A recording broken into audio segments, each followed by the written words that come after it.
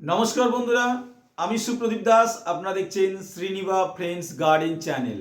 আজকে যে বিষয়টি নিয়ে বলবো সেটি হলো শীতের মরশুমের একটি অত্যন্ত অসাধারণ সুন্দর একটি ফুল। দেখুন কত সুন্দর লাগছে, ফুটে আছে দেখুন কত সুন্দর, এবং ছোট্ট একটি গাছটাও দুর্দান্ত হয়েছে, এবং গাছটা দেখুন কত সুন্দর, একদম হেলদি গাছ। এরকমই হেলদি গাছ হওয়া অত্যন্ত জরুরি, এবং ফুলটাও তাহলে খুব সুন্দর হয়। এই যে ফুল গাছটি খুব লো মেনটেনেন্স গাছ, এবং এই ফুলটি দেখতে অসাধারণ। এই জন্যই বলছি, এই ফুলটি দেখতে অনেকটা অপরাজিতা ফুলের মতন লাগে, আবার অনেকটা প্রজাপতির মতন লাগে।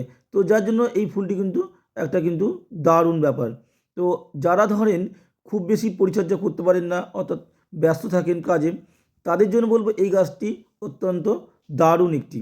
কারণ বলছি, এই গাছটি খুব একটা মেনটেনেন্স করতে হয় না, খুব বেশি পোকামাকড়ের আক্রমণ নেই, এবং খুব বেশি যে খাবার দিতে হয় তাও না, অর্থাৎ জলটা ঠিকঠাক দিতে হবে, আর মাঝে মাঝে একটু খাবার দিতে হবে, তাহলে এই গাছটা কিন্তু দারুণ হয়ে যায়। তো এই গাছটি আমার কাছে দাম নিয়েছিল মাত্র 5 টাকা। তারপর এই গাছটিকে বাড়িতে আনার পর আমি কিভাবে টবে লাগালাম, কিভাবে টবটাকে রেডি করলাম, কী ধরনের মাটি ব্যবহার করেছি, এবং কী ধরনের ফাঙ্গিসাইড বা কীটনাশক আমি দিয়েছি, কিভাবে জল প্রয়োগ করেছি, এর জন্য কীরকম লোকেশনের দরকার, বা কী ধরনের কতটা সূর্যের আলো প্রয়োজন, এই সমস্ত বিষয় কিন্তু আজকে কিন্তু আপনাদেরকে বলবো। আর তার পাশাপাশি এই গাছটিকে প্রতিস্থাপন করা কিন্তু হাতে কলমে প্র্যাকটিক্যালি দেখাবো, এখন সেটা দেখাচ্ছি। আপনারা দেখছেন এটা গার্ডেন সয়েল নিয়েছি, যে টবে লাগাবো সেই টবে 50% গার্ডেন সয়েল নিয়েছি, 30% ভার্মি কম্পোস্ট নিয়েছি, আর 20% নিয়েছি হচ্ছে কোকোপিট।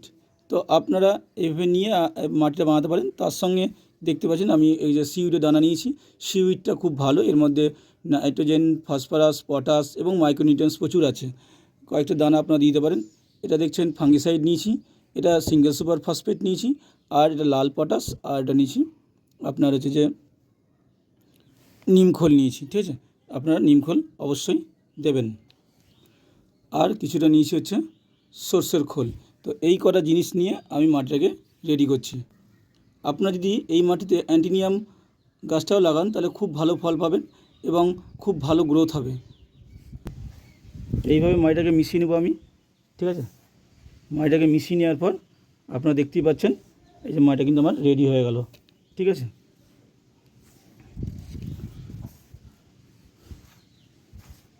দেখতে পাচ্ছেন মাটিটা কতটা ঝুরঝুরা। আমি কেন বালি মিশালাম না, একদম মাটি কিন্তু ঝুরঝুরা মাটি তৈরি হয়েছে। তো এই মাটিতে গাছ খুবই ভালো হবে। তো চলেন এই মাটিতেই গাছটা এবার লাগাচ্ছি।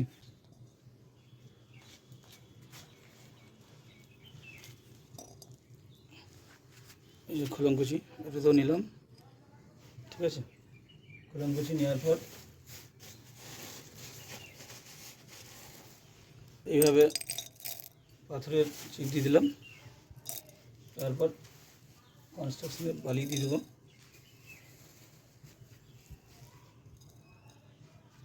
বালি দিয়ে এরকম একটা স্তর বানিয়ে দিলাম। তারপর এই যে মাটিতে ভরাট করে দেবো, চেপে চেপে বসিয়ে দিলাম। এটা খুব সুন্দরভাবে বেরিয়ে এসছে, দেখুন এইভাবে বেরিয়ে আসবে।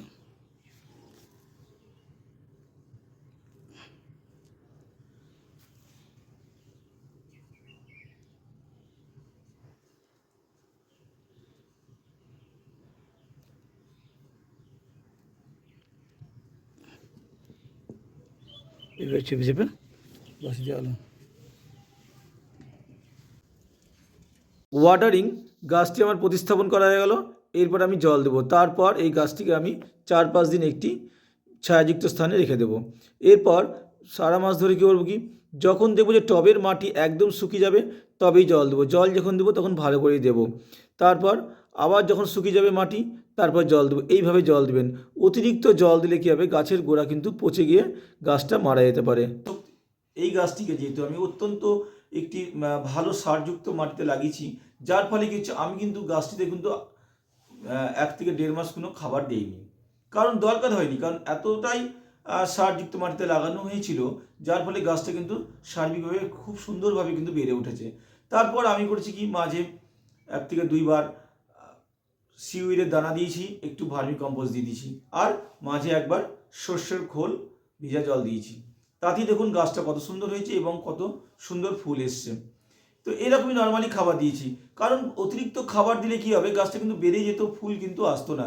তো যাই হোক, এগুলো সিজনের ফুল গাছ, তো সেই জন্য এইভাবে আমি কিন্তু খাবার দিয়েছি। এই কীটনাশক বা পেস্টিসাইড, নর্মালি এই অ্যান্টিনিয়াম গাছে খুব একটা কীটপতঙ্গের আক্রমণ দেখা যায়নি, তবে অন্যান্য গাছে যখন কীটনাশক প্রয়োগ করছি তখন এই গাছেও দিচ্ছি 15 দিন অন্তর অন্তর। তো আপনারা দেবেন ফাঙ্গিসাইড। নর্মালি এই গাছেও খুব একটা ফাঙ্গাসের আক্রমণ আমি দেখিনি, তবুও অন্যান্য গাছে যখন আমি দেই, আপনারা কিন্তু 15 দিন অন্তর অন্তর কিন্তু এই গাছে কিন্তু একটা করে যে কোনো ফাঙ্গিসাইড কিন্তু আপনারা প্রয়োগ করবেন। লাইট, এই গাছে কিন্তু সূর্যের আলো কিন্তু দিতে হবে, মোটামুটি 6 ঘন্টা যাতে আলো পায়, সূর্যের ডাইরেক্ট আলো পায়, সেটা কিন্তু দেখতে হবে। তাহলে কিন্তু এই গাছে ভালো ফুল কিন্তু আসবে এবং গাছটাও খুব হেলদি থাকে। পিঞ্চিং, এই গাছে পিঞ্চিং করে দিলে একটু ঝাঁকড়া হয় এবং দেখতে ভালো লাগে। আমার গাছটা দেখছেন যে খুব সুন্দরভাবে কিন্তু ঝাঁকড়া হয়েছে। যদি আজকের ভিডিওটা ভালো লেগে থাকে তাহলে অবশ্যই আমার চ্যানেলটাকে লাইক, কমেন্ট, শেয়ার করবেন এবং সাবস্ক্রাইব করবেন। সবাই ভালো থাকুন, সুস্থ থাকুন, ধন্যবাদ।